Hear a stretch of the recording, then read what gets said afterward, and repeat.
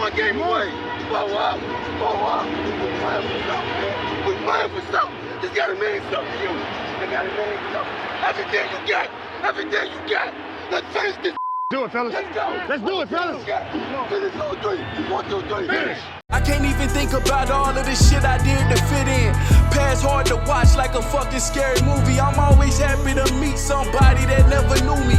Change for the better, hope niggas are living through me. I put it all on the wax so the people can know the true me. Hard to remain sane when the people you love the most is what's causing the damn pain. Y'all beef by the same thing, we ain't playing the same game. It's all for my family. She the girl of your fucking dreams, but to me she a plain Jane. You dipper and ball man, I dump when them calls came. This that higher level thinking. I'm the type to jump the fuck off for the shit before it's sinking. Not here for no new shit. My game slide to boost it. Ain't I don't have to prove shit. Rockstar fight the fool shit. My movie, this the new script. I want a life with no bullshit. Nigga, I know on these news clips. That's why I dap him and move quick. Won't be around when they move switch. Won't be around when they lose clips. Won't be around for they lose lips. Might be the reason they pull shit.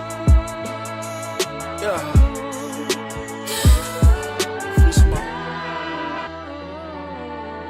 Now, we should talk about C.D. Lamb. Did you know the number 8 stands for new beginning? That's why 88 is so special. God knows I needed so many new beginnings. Welcome back to another episode of Kicking It with Saint. Christmas edition. Yo. Check me out. It's been a great day. It's 4 a.m, but who cares about that? Christmas ain't over till I go to bed and wake up again. So, it has been an amazing day. Listen. I hope everybody out there had an amazing Christmas if you celebrate Christmas or whatever holiday you celebrate, but specifically because Christmas was today. I hope everybody had an amazing Christmas. I know it's been a rough year for a lot of families out there. It was a rough year for my family, no cap. And that's as much as I'm going to tell you about that. But I know it's a rough year for a lot of families out there. It's been a rough year. And it'll probably continue to be a rough year after Christmas. But I hope that Christmas was a day off from that. You know what I'm saying? I hope that families was able to find peace and enjoy Christmas and celebrate it. You know what I'm saying? A lot of people in my family was like, yo, this is the best Christmas we done had in years. And I agree. This was an amazing Christmas for my family. The vibes were immaculate. Everything was amazing. Nothing but smiles all the way through. A lot of new additions to the family, kids, wives, like husbands. It was an amazing Christmas. It was a whole day worth of Christmas celebrating. Christmas Eve was amazing. Like, this was the best Christmas my family done had in years. A lot of people said it. So I hope everybody's family out there also had an amazing Christmas. If you were not able to have or celebrate Christmas with somebody, that is very unfortunate. But you know, next year is always around the corner. So, you know, that's a shame that you had to celebrate Christmas alone for whatever reason. Listen, I done had a Christmas where my mom was in the hospital. So I completely understand unfortunate events happening during Christmas. My truck broke. Down on Christmas Eve. When Christmas Eve hit, like at 12 o'clock in the morning, when Christmas Eve hit, my truck broke down. Dead ass. Like, it had been working all day. At Christmas Eve, when the temperatures dropped below like 40, like it was like, it was like what, 15 degrees outside? And it was the wind was blowing. My truck broke down. It was broke on Christmas Eve. It was broke on Christmas. At 12, I am not kidding y'all. At 12:30, it was working again. I can't make this up. I felt like it was a test somehow. Like, would I let my spirits, my negative spirits, affect my Christmas attitude? And I didn't. I really didn't give a damn about the truck. Dead ass. I just called my family and was like, yo, y'all can come pick me up real quick up the street. It was all immaculate vibes. I did not let a poor situation dictate my attitude the last 2 days. And that's growth for me, because the more and more I grow in a lot of different areas, there's a lot of other areas that I lack in still. I'm human, and I'm trying to get better at that. And that was one of them situations where in the past, I would have easily let these last 2 days bother my entire attitude during Christmas, but I didn't. Also, we cooked on Christmas, but we didn't cook like a traditional Christmas. We had Olive Garden. Now, for those of you who don't know, if you get Olive Garden the day before, you basically having to re-prepare everything yourself. So make sure you got somebody who know how to prepare all the food that you get from Olive Garden the day before. All right, because it ain't no simple just reheat it. You might have to really reheating stuff ain't the same as like just throwing it in the microwave. You know what I'm saying? But the Christmas dinner was gone in less than an hour. Like everybody who was there got plates and whatnot, like fixed their plates to eat and everything was gone in like an hour. That's always a positive because we one of them families where people make stuff, nobody will touch it, nobody will eat it and stuff like that. And then you got a bunch of leftovers that's packed in people's refrigerators, cleaned up. Like, bro, this was just an immaculate day. I'm not gonna cap with you. This was an unbelievable day. I was able to watch all the football games, like an unbelievable day, bro. Even Baker Mayfield, I'm gonna call him by his name today. Baker Mayfield had a good game today. Vibes were immaculate today, bro. It was just a great day. So I hope everybody else out there who celebrated today had an amazing day with their family, their significant others, families, they families with their significant others, the kids, everything out there, bro. Because it's a joy to watch. I remember when I was a kid opening presents. And now I'm watching kids now opening their presents and whatnot, seeing all the cool shit they getting. Like, it's fire. So I got my little nephew a punching bag, like a punching bag for a kid. This dude. I did not think he was going to vibe with it like that, man. This dude done hopped on it and started pounding that shit already. Pause. And one of my cousin who's like 3 years younger than me, he got a bow and arrow. He got a real one, but he can't shoot it, so his wife got him a fake one, like a cool-ass fake one. I don't know if he played with that once today. Not that he don't like it, because me and him was fucking with it earlier. But my nephew's been playing with that shit all day. My nephew, after he got done beating up on the punching bag, he took the punching bag, set it up as a target for the arrows, bro. It's just been an immaculate day, bro. Everybody been vibing, bro. Me and my cousin literally went on a Christmas movie type of trip on Christmas Eve to get some strawberries. And we were trying to beat the time to get to every store before they closed. And every store was closed. And we finally got to this last store. And it's pitch black, dark at night. And, you know, cold as hell. It was like a scene from a movie, bro. Just vibes were immaculate. I feel like this is exactly how Christmas is supposed to feel. And so, shout out to everybody else out there who celebrated today with their families. Now, I do want to say something real fast, bro. Because it's always that one person.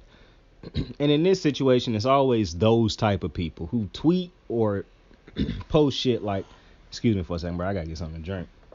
I got to take a sip.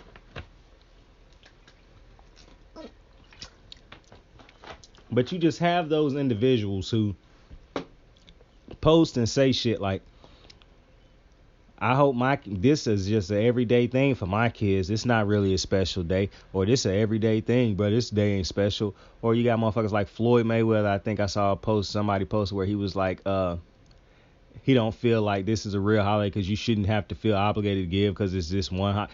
Just all types of negativity flowing for no reason. That's what's crazy to me. It's like when people who say they woke regurgitate dumb shit that other stupid people say when they say they woke.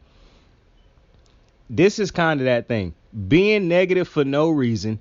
Like you woke on negative. Like I'm woke on Christmas. Like Christmas is a terrible holiday. Like, bro, what? Like, I don't understand why we hating on the holidays now.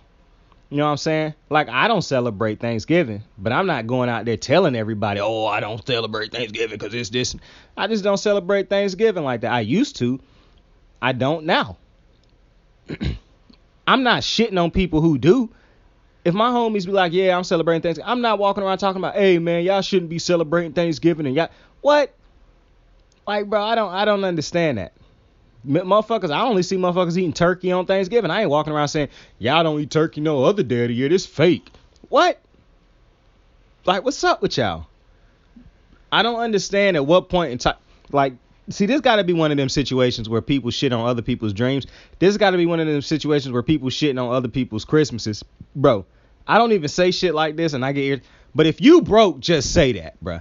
If you couldn't afford to get your kids presents and shit like that, so you want to hate on people who taking pictures out, just say that. Because this is absolutely ridiculous to be hating on people for celebrating Christmas, bro. Like, that's just wild to me, bro. Like, that's wild.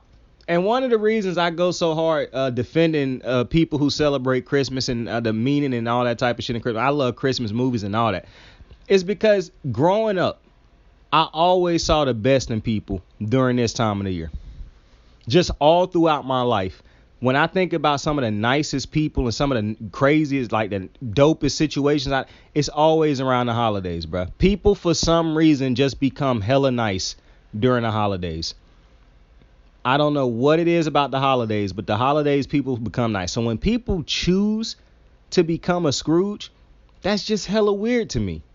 Like, why are you going out of your way to make everybody else feel bad on this day because of the decisions you made in life that's got you feeling this type of, like, I just don't understand that.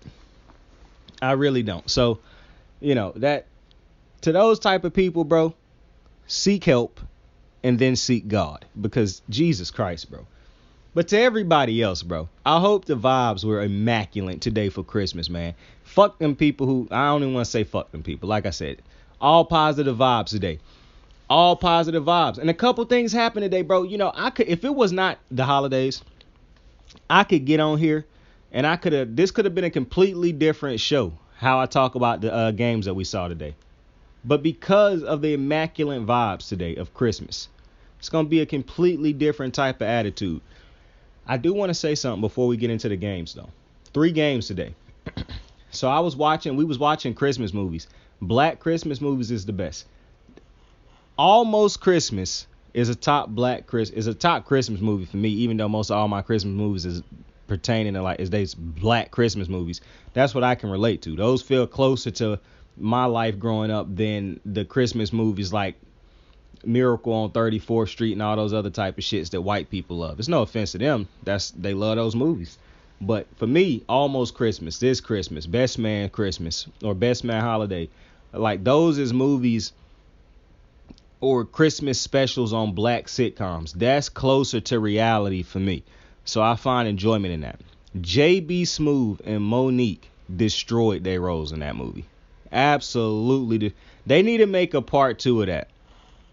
Or they need to. I'm ready for the next black comedy Christmas movie, bro. I'm ready for the next big blockbuster black Christmas movie. I've been trying to write a script for it, but my shit ain't gonna hit. I mean, I don't want to shit on my dreams, but I just know somebody out there who already famous who got the license to go ahead and make that shit, bro. Like, go ahead and make that shit, bro. And put J.B. Smoove back in that shit. Put Gabrielle Union back in that shit. I think Gabrielle Union was in This Christmas too. I'm not for sure. Maybe I'm tripping. I think she was in This Christmas. Oh, yo, somebody put Jennifer Hudson in it. Yo, okay, so here my cast for the next Black Christmas movie, bro. For the next Black Christmas movie, and I'm going to probably touch back up on this at the end of the show, too. As a matter of fact, I'll probably touch up on this at the end of the show. But I'm going to start off by saying some of the people who I want in it. J.B. Smoove, Monique. But I don't know, man. Monique been tripping a lot in life lately, man. But I just know she funny as shit, bro. But this is exact. Okay, just put a hold on the Monique thing for a second. If I can't think of no funny or like woman comedian that I feel like will absolutely murk the role like she would, then then she gonna have to. I mean, I'm just going off what I'm thinking.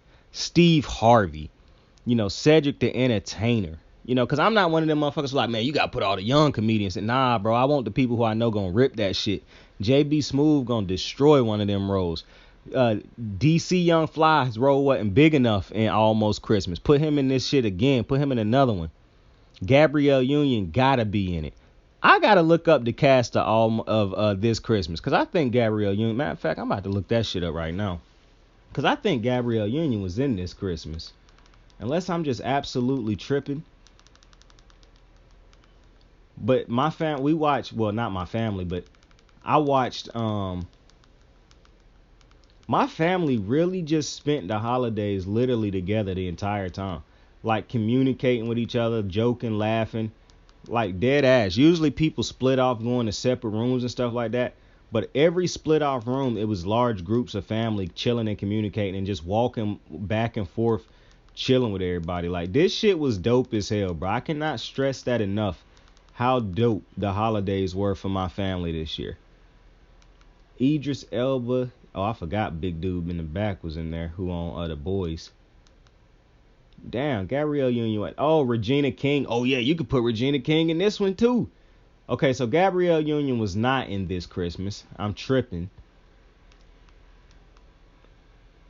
And you want to know something? As much as I like this Christmas, Almost Christmas was funnier. I'm not going to lie. Almost Christmas was fucking hilarious. But that's like I said that before. This Christmas got a lot of this Christmas it was funny in spots, but it wasn't really a funny Christmas comedy. Almost Christmas was hilarious. But with that being said, we had 3 games today. Miami was at home against the Green Bay Packers. The Packers had absolutely everything that was supposed to go right for them went right for them Saturday.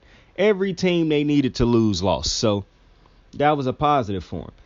The LA Rams were at home against the Denver Broncos. And I'm starting off with that game because I had said something when I was predicting that game. But it was because I didn't really give that game too much attention. But I want to say something about that game. And then the other game was the nighttime game. The Patriots. The Buccaneers were on the road in Arizona. And if they weren't, I'll adjust that by the time I get to that game. I want to start off with this Denver Broncos LA Rams game.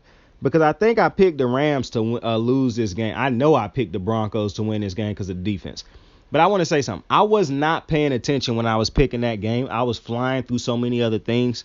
And that was one of the points where I wanted to make a quick little, you know what I'm saying? I didn't really want that segment to last longer than it needed to because it was 2 4-10 teams.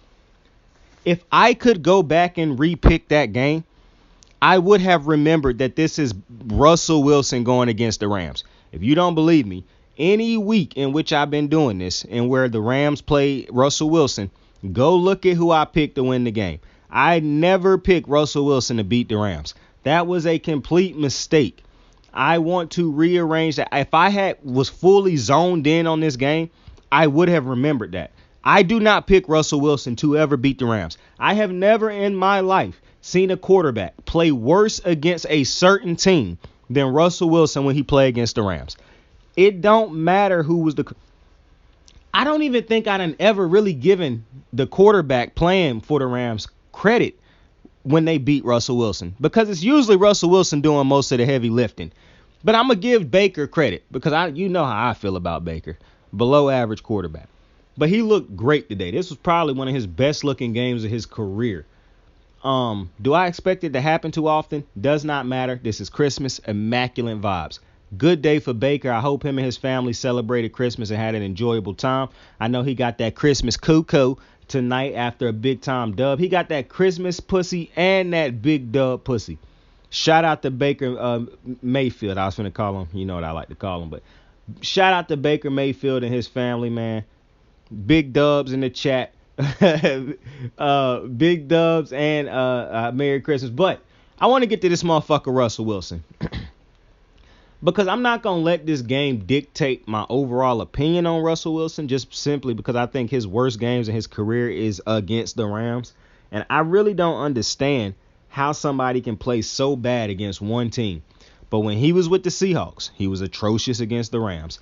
When he was now with the Broncos, he atrocious against the Rams. I don't know what it is when it comes to the Rams playing Russell Wilson or the Rams playing Pete Carroll. But specifically when Russell Wilson got a lineup against this defense, it just seemed like at this point it don't even matter who out there. He gonna struggle against it. And Russell Wilson continue to do this, man. Just watch Russ play against the Rams.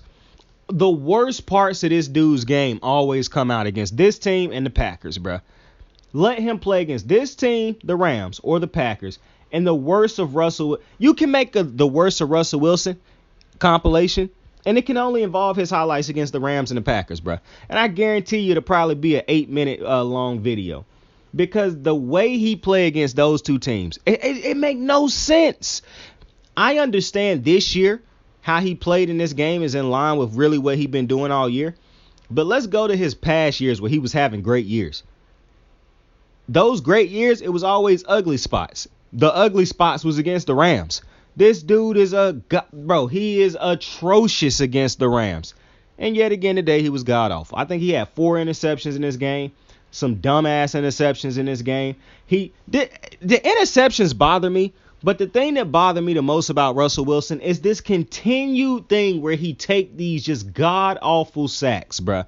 where he'll stand in a collapsing pocket, won't move too much really to adjust to that collapsing pocket. He'll spin out late and run directly into a sack.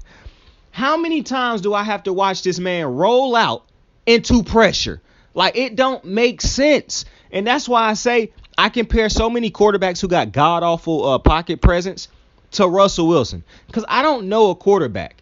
I understand there's quarterbacks that's worse than Russell Wilson this year, or just worse than Russell Wilson's this year. As bad as this year has been for Russ, it's quarterbacks whose career done been worse than this 1 year for Russ. So I get all that. I'm not trying to shit on Russ. My problem, though, is I cannot think of another quarterback that is as good as Russ has been throughout his career, that is as bad at pocket presence or pocket awareness as Russell Wilson. I cannot think of one who has been this, like, I'm trying real hard, bro. But the way this dude put himself in I don't even know the word at this point, bro. He just put himself in stupid ass situations when it comes to pocket awareness, bro. And I don't get it. I really don't. I mean, in the second quarter, going into the second half of this game, it was 31-3, bro. Do you know how bad you got to play for it to be 31-3 going into the half with 2 interceptions? And it only got worse in the second half. Like, Russell Wilson, listen, I'm not ready to say this could be the worst contract, one of the worst contracts in NFL history. But boy, it's looking like this is going to end up being one of the worst contracts in NFL history. And it's a trickle-down effect when you play with Russell Wilson against these two teams. Because when Russ play against the Rams or the Packers, he plays so bad that it permeates throughout the team. Everybody else start doing shit they don't usually do. Like, if it's a Russ hater out there, and it is, all they have to ever use is his games against the Rams and the Packers to make the points they want to make. Because it really don't make sense, like I said, how truly bad he is against those two teams. The many different ways a quarterback can show you can be bad, Russ put it on full display when he take on those two teams. And he did it again Sunday. And it don't make sense. Like I said, I don't want to use this performance to justify or to, say, oh, this going to be in a bad, contract and whatnot. But I mean, Jesus Christ, bro.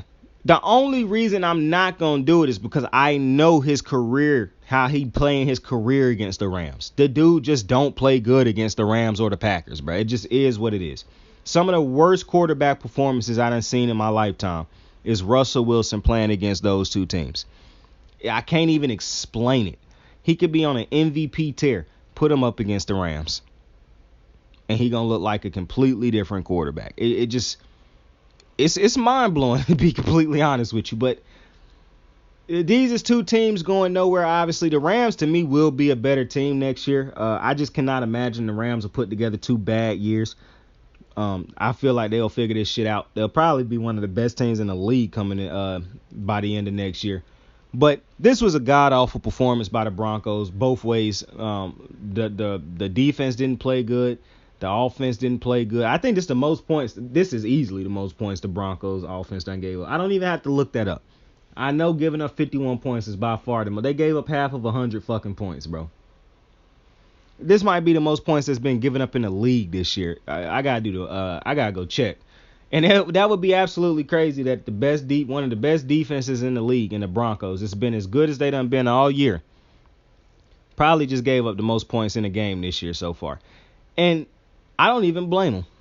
I put this on Russ just because I know how bad this motherfucker play. It's like, not only do he help the play, it's not only do his shit play permeate throughout the team he playing for, but it's like the opposing team just draw energy from the plays that he make. The worst, Aaron Donald, half of his sacks in his career probably is off of Russell Wilson.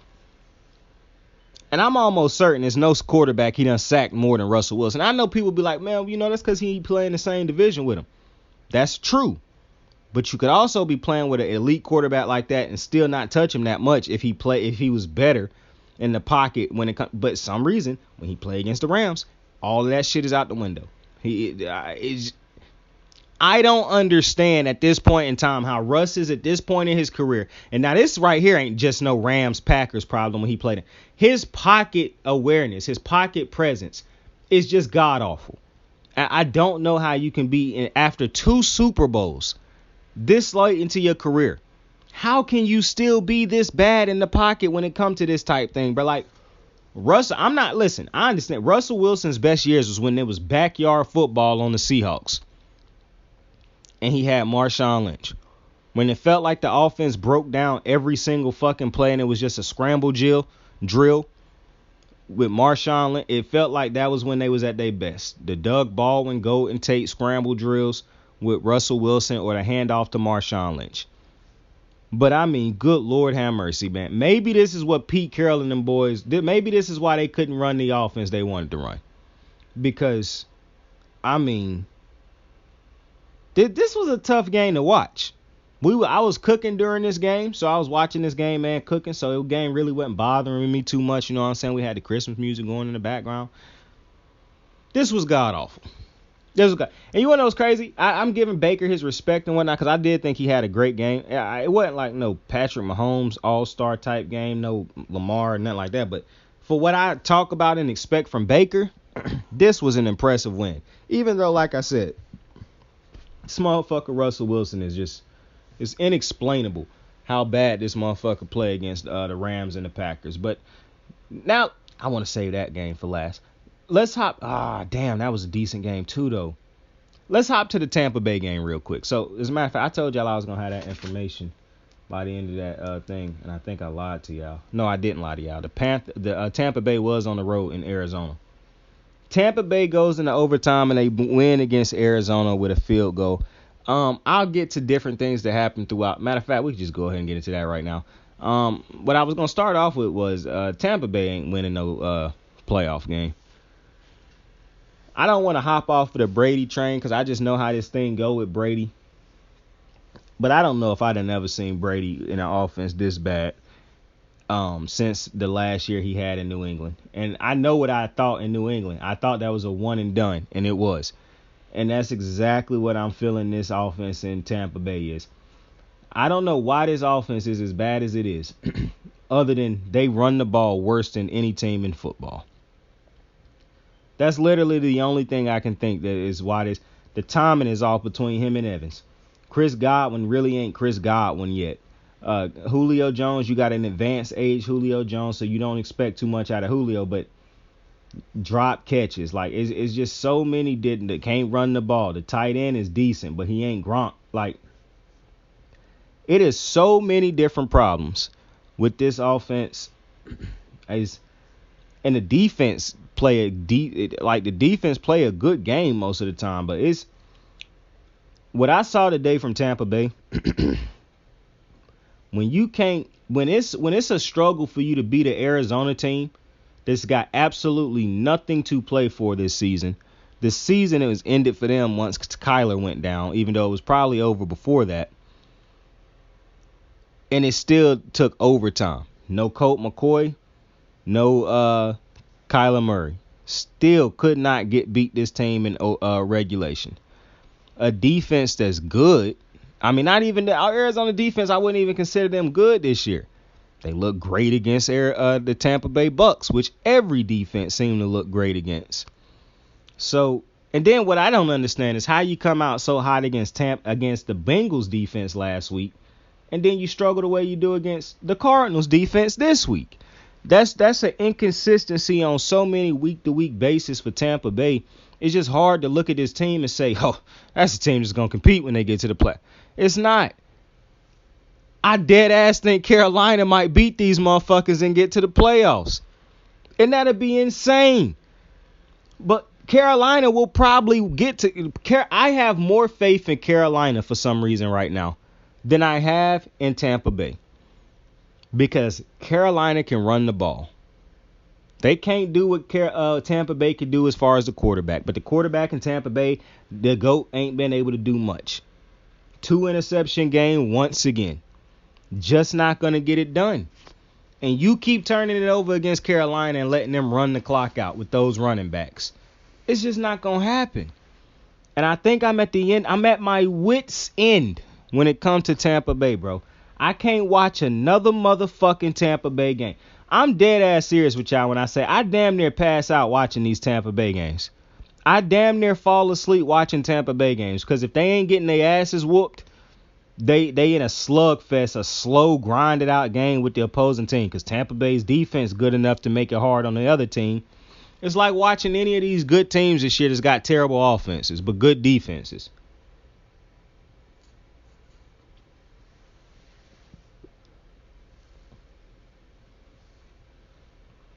But today made me realize, it made me see the light.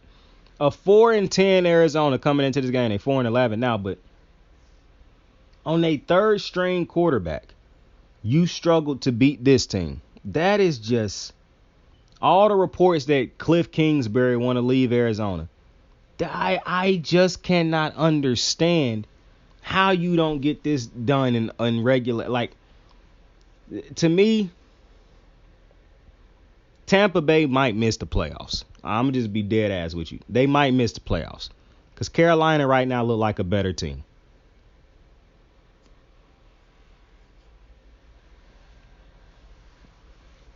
Leonard Fournette, he had a good run in this game, but for the most part, he's been useless for him this season. Mike Evans' connection with Tom Brady is toast. They got Mike Evans out there looking like an average receiver. I never say that, though, because I know what that boy is. Chris Godwin, it's just a Scotty Miller getting passes missed to him, running. Like, it just looked bad. And for the first time in a long time, I don't think I done said this all season, but the last couple games, even Brady arm ain't looking that great. Some of the decision making, that's one of the things you pride Tom Brady on, his decision making. Decision making been god awful in these last couple games. Like, the dink and dunks ain't even working for him no more. Like, to me, Tampa Bay is they are a one and done in the playoffs. Not even one and done. They getting in there and they getting out. Like, they not winning shit. So, yeah, they playing one game and it's going to be done. Because I don't know a team. I don't know if this team could beat the Giants. I don't know if this team could beat Washington. I really don't. Because if the Giants get a great day from one of them defenders, that could be over for Tampa Bay. Washington get a good game from that defensive line, it could be over for Tampa Bay. Like, I just don't see. And I keep every time we get on here, I say, oh, Tampa Bay could go off. They could scare you because, Tom Brady. It ain't happened. I've been saying that shit for like 10 weeks now. Ever since Tampa Bay, from the beginning to now, I was riding with Tampa Bay, defending them, using every excuse in the book. But after what I saw tonight, and the accumulation of all what I've seen throughout the season, this is god awful. This is not a team that's going to a Super Bowl. This is not a team that should even be in the playoffs, but they might get in there, even though I highly doubt it after seeing what Carolina did to the Lions. This is bad. This is bad. But they did get the win. But imagine how much I'm talking more like they lost. They won this game. I literally just reminded myself they won this game. And I also want to say something else. I'm so sick of these fucking kickers. I think in the last 2 days I done seen this. Because Justin Tucker going through a little streak right now where he getting kicks blocked and he had a little rough game. I'm not mad at that. Justin Tucker is the GOAT. But when I'm sick and tired of seeing these bad kickers doink kicks and they still go in, bro. Like, bruh, what is that? But anyways, to the game that actually matters, or to the game that I enjoyed the most on this Christmas Day. The Miami Dolphins at home taking on the Green Bay Packers. I love this game for a lot of reasons. Saw some vintage Aaron Rodgers in this game. Saw a lot of bad Aaron Rodgers too. But saw some vintage Aaron Rodgers in this game that made me smile. Even though it wasn't a catch, they should have. I was shocked when the Dolphins didn't challenge it because I knew it wasn't a catch early. Like after the first replay, I was like, that's not a catch.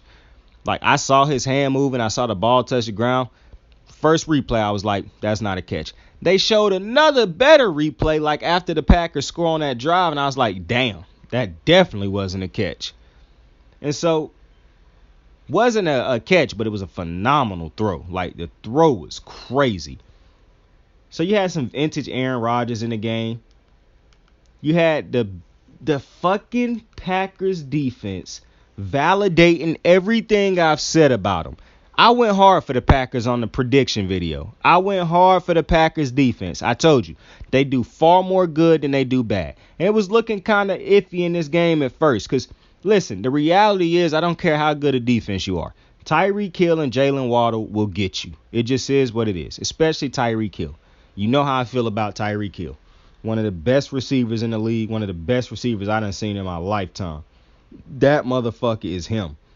Jalen Waddle, the speed on this motherfucker, they bound to get you. But I told you, I picked the Dolphins to win this game, but I said this could be an interesting game. It's going to be close and ain't no blowout because the Packers defense. I kept harping on it, and I kept telling you, the Packers defense is better than people give them credit for. I understand every game haven't been what they were last year. When you lose a Zadarius Smith, that changes things. That's like a 10-plus sack dude right there that you lost. And other dudes is out on the Packers defense. But I know what I'm seeing with my eyes. The Packers defense is playing. And listen, it helped when you get a great kick return from a mix. Even though Nixon got the great kick return, the drive ended in 3 points. So, but people contributing everywhere was the reason why the Packers was able to win this game. But the Packers won this game because of the 3 interceptions that the Packers defense got following an Aaron Rodgers interceptions that should not have even been an interception. It should have been called for pass interference. On the drive that really flipped this game, where the Packers got their interception, well, when the Packers defense got the started off that 3 interception streak, the Green Bay Packers threw an interception. But on that drive, it was 2 plays that should have got called for a pass interference. One of the plays going up the sideline, the Dolphins dude legitimately just grabbed Buddy and slapped him for a second, and then it clearly is what hindered dude from, and it wasn't an uncatchable ball because dude got his hands on it, and if he hadn't got grabbed, he would have probably caught it. Who knows with these Packer receivers? Either way, that should have been a PI. The next play, Aaron Rodgers throw one to the end zone. The Dolphins defender pushed Lazard out the way to try to catch the ball. And so I'm like, wait a minute, what the fuck? I'm like, what are we doing? And those was so blatant. I'm like, how do you not call either of them two? This is what I'm saying when I say the NFL refs is getting worse and worse. Because some of these calls is like blatant, obvious calls. And what pissed me off the most is when the PIs happen right in front of the ref, bruh. I'm like, how do y'all not see these? And then the PI on Allen Lazard. And see, it's a couple things with this Allen Lazard thing. And I know why he didn't get the PI. Because Allen Lazard is just not a good wide receiver. He's not a top wide receiver. So it's just hard to call a PI for Allen Lazard unless it's just very blatant and like obvious. I think this one was like, I don't know how this could get any more obvious. He pushed Buddy out the way to get the interception. I know the defender got a right to the ball, but the defender can jump in front of Lazard. He can't just push Lazard out the way. My problem is Lazard didn't even fight back. He didn't act like he should have failed or something. Allen Lazard, I said it a couple weeks ago. Having to watch Allen Lazard try to be the number 1 receiver before Christian Watson had broken out, even though I still don't really think Christian Watson had a real breakout. I know he had a couple touchdowns in a couple weeks, but regardless, it's not like that production was like he had like 4 catches for them yards. Like it wasn't like he was accumulating like 5, 6, 7, 8, 9, 10, 11 catches throughout games, becoming a reliable target like a Devontae Adams, which I'm not trying to compare him to that. I'm just saying. I said before that time, it's hard to watch Allen Lazard be your number 1 receiver because he is not a number 1 receiver. I don't think he run routes that great. I don't think he got separation from dudes that much. I don't think he is a high point receiver, even though he's tall. I don't think he an aggressive receiver. I don't think he a physical receiver. I don't really think he a speed receiver. I don't think you can throw him a slant. He just going to take off to the house like Odell used to do. I don't think he's somebody who burning you on the outside here and there.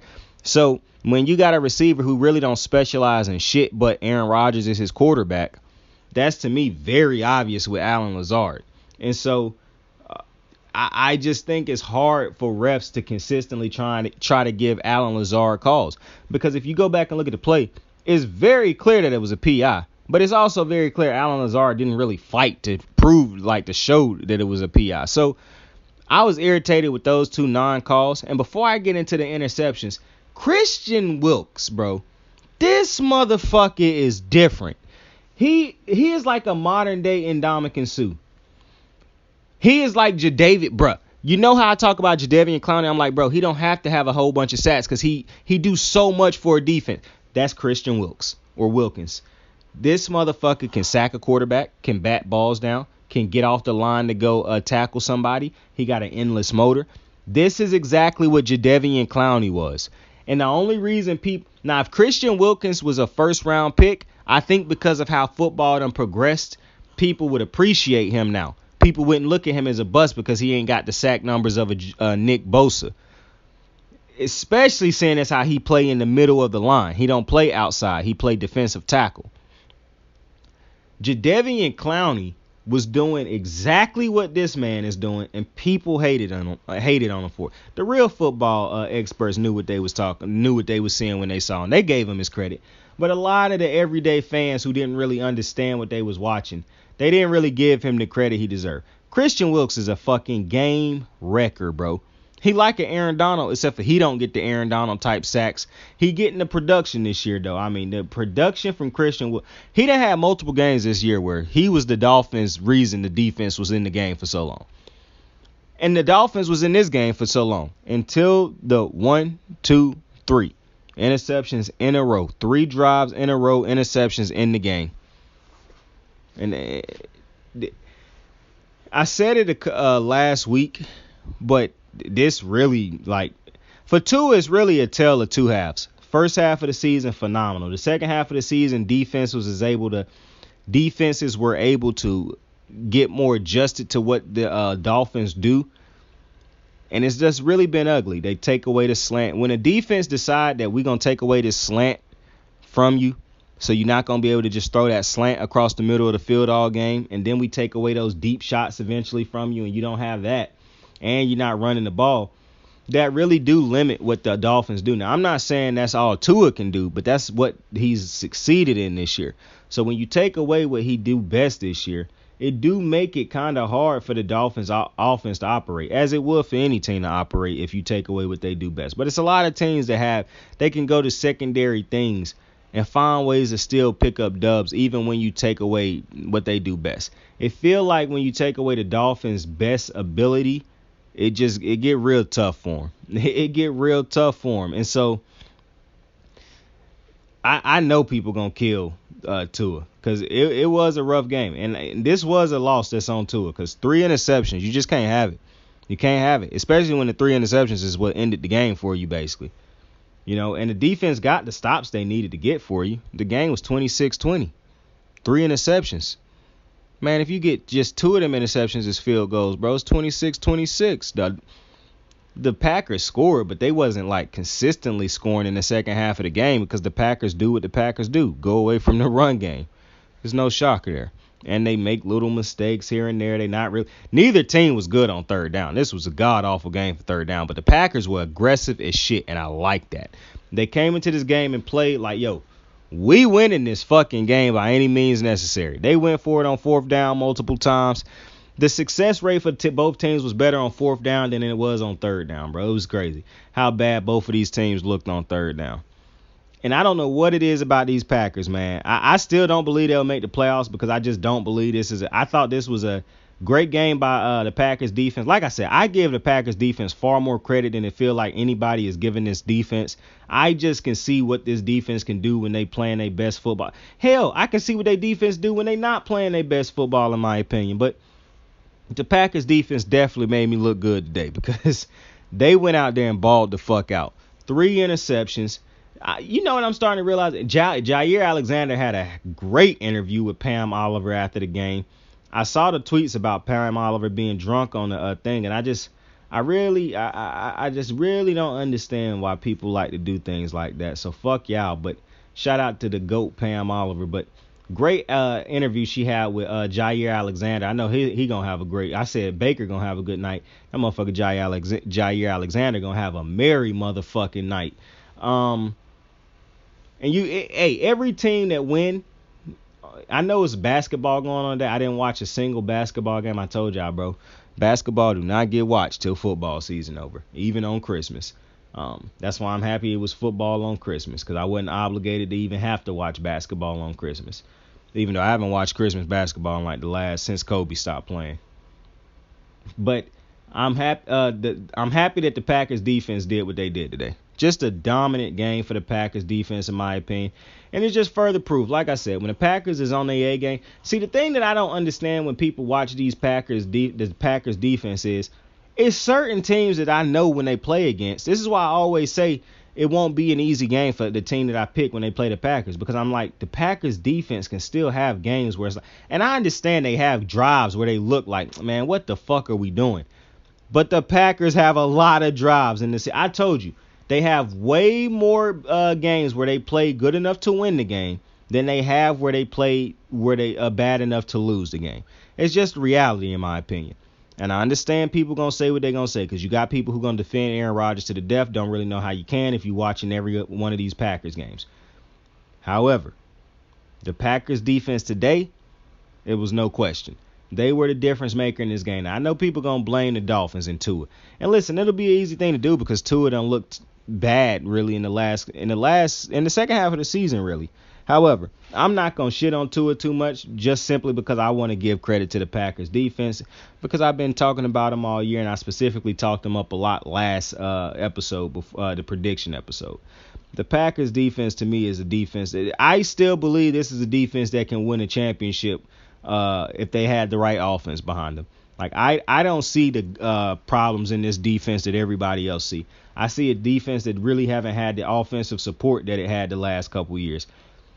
So, and some of them interceptions through today was just bad interceptions. Also, like, what are we doing right now? And I think it was because the defense was just fooling them. Because when you take away what he expect to be open, and you have to start reading the field, it just get ugly. That's why I said about Justin Fields, like, hitting the dude who you immediately know to throw it to. What's the quarterback who do that shit all the time? Well, it's a lot of quarterbacks who do it.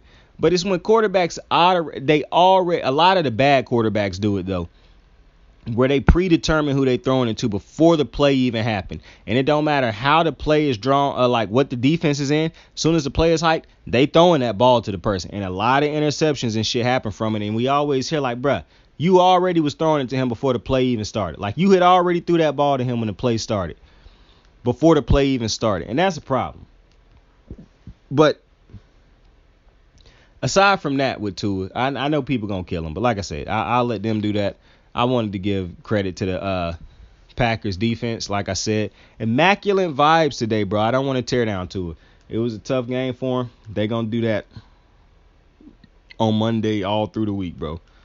I promise you. If you a Tua hater and you want to see somebody, go at Tua, just tune in to whatever sports show is on tomorrow talking about the Dolphins, because I can almost guarantee you that will be happening tomorrow on every single motherfucking sports show. Tua will be getting dogged. It just is what it is, because it was a tough game for him. But the people I want to see, because that concludes the NFL portion of the episode. Now, to close out the show. To close out the Christmas episode, bro, I wanted the black actors and actresses that I would like to see in a new comedic. It's got to be hilarious, bro. I'm talking about, and black comedy going to be hilarious anyways to me. Like, they're not going to be trying to overdo it unless they're making them straight to DVD movies, bro. Or straight to streaming services. But the people I want to see, excluding the people who I already done named, even though I might go back over some names that I already named. But these are people who I really specifically want to see, because I'll even take some off the list. Like, I don't really want to take Steve Harvey, but Steve Harvey don't cuss as much no more. So I really don't want the new, I don't know. Steve Harvey is one of my favorite comedians all time. And Cedric the Entertainer is he a funny comedian too. He one of my favorites too. I just don't put him over other comedians, but in movies, he could be hella hilarious. But J.B. Smoove with Merc role. So I want to see J.B. Smoove and Steve Harvey for show.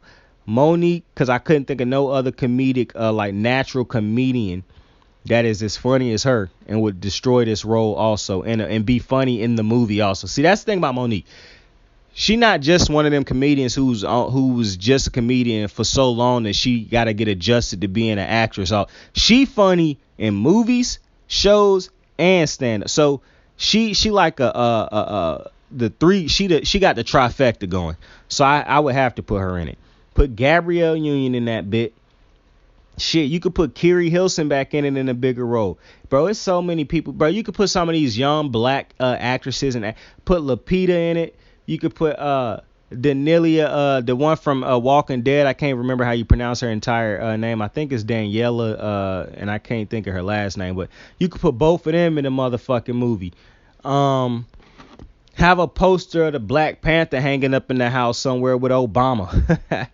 The Black Santa Claus somewhere. Shit, Regina King in the movie, bro. I don't care if you put a whole motherfucking ensemble. Put Morris Chestnut in that motherfucker.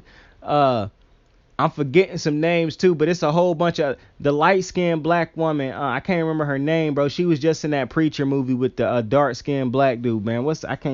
Honk for Jesus, I think is what it was called. Put her in that shit. She be funny as hell in her shits. I just want to see a new 2024 or 23, Christmas movie by the end of Christmas. That's a black Christmas movie, bro. Shit, you could put Tyler Perry ass in the movie. I don't care. But that's what I don't want Tyler Perry to make it though, because I don't want like no, you know what I'm saying? I don't want it to be like that type of I don't want it to be a Madea movie, basically. I don't got nothing against Madea. I just don't want this to be a Madea movie. I want this to be like a almost Christmas, this Christmas type vibes. You know what I'm saying? You had that with some of those people. Shit, you can put all of them in there if you want to, and we good. We immaculate if you got that, like the vibes were today. But with that being said, man, I hope everybody had a dope motherfucking Christmas. I hope you enjoyed the episode, man. Like, subscribe, share for me. I appreciate everybody who been tuning in to these episodes, to the shows, supporting me. I truly do appreciate it as a startup YouTuber and whatnot. It's not all I'm going to end up doing, obviously, when I get bigger and I'm going to get the funds to be able to do other things and get the more eyes on me to be able to do other things. But while I am a small-time streamer, I truly do appreciate y'all for the support that y'all show, for all the people who do like, subscribe, watch the videos, engage in whichever way you do that subscribe to the channel. Like, I just appreciate all of it. And like I said, Merry Christmas to everybody. Hope you had a dope-ass holiday to you and your families. Tell somebody you fuck with them. Tell somebody you love them. Tell somebody Merry Christmas. And to all, a good motherfucking night. Saint out. Hey, right out. Got my niggas in the bag blowing white out. We gon' bump this shit real deep into the night out.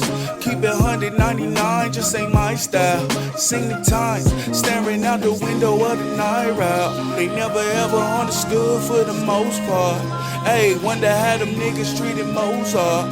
Hey, did they try to put him on the Zoloft? Oh nah, I was penalized for being too alive. I was penalized for being too alive. I was penalized for being too alive. I was penalized for being too alive. I was